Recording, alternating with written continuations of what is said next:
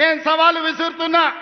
అది ఢిల్లీలో ఉండే మోడీ అయినా సరే, గల్లీలో ఉండే కేడీ అయినా సరే, చర్చ పెడతాం. పార్లమెంటులోనా, అసెంబ్లీలోనా? రైతు రాజ్యం ఎవరు తెచ్చిండ్రు? రైతులకు అండగా నిలబడ్డది ఎవరు? తేల్చుకుందాం. రాండి చర్చలకు. కేసీఆర్ వస్తాడు, కేటీఆర్ వస్తాడు, కిషన్ రెడ్డి వస్తాడు, నరేంద్ర మోడీ వస్తాడు. కాంగ్రెస్ పార్టీ కార్యకర్తలను తీసుకొని నేను వస్తా అని సూటిగా సవాలు విసురుతున్న మిత్రులారా.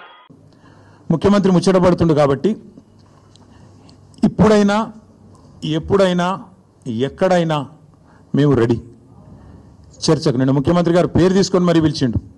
కేసీఆర్ వస్తాడా, కేటీఆర్ వస్తాడా, రాండ్రి అన్నాడు. నీకు కేసీఆర్ అంత లేదు కానీ మేము చాలు నీకు వస్తాం, మీరు ఎక్కడ పెడతారో పెట్టండి వస్తాం. కాకపోతే మేమంటే ఎప్పటికప్పుడు రెడీగా ఉంటాం. ఎందుకంటే ఇలా 10 ఏళ్ళు మునిగి తేలిన వాళ్ళం కాబట్టి మేము ఎప్పుడు రెడీ.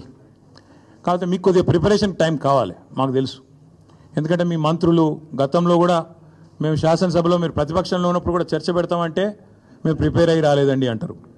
ముఖ్యమంత్రి గారు అయితే ఆయనకు తెలుసు మీకు పాపం బూతులు తిట్టడమేమో ఈజీ, చాలా ఈజీ కదా. బూతులు మాట్లాడడము, డైలాగులు కొట్టడము, గుడ్డలు ఉడదీస్తా అనడము, గుడ్డలు ఉడదీస్తేనే ఇందిరమ్మ గొప్పతనం తెలుస్తుంది అనడము, ఇవన్నీ చాలా ఈజీ.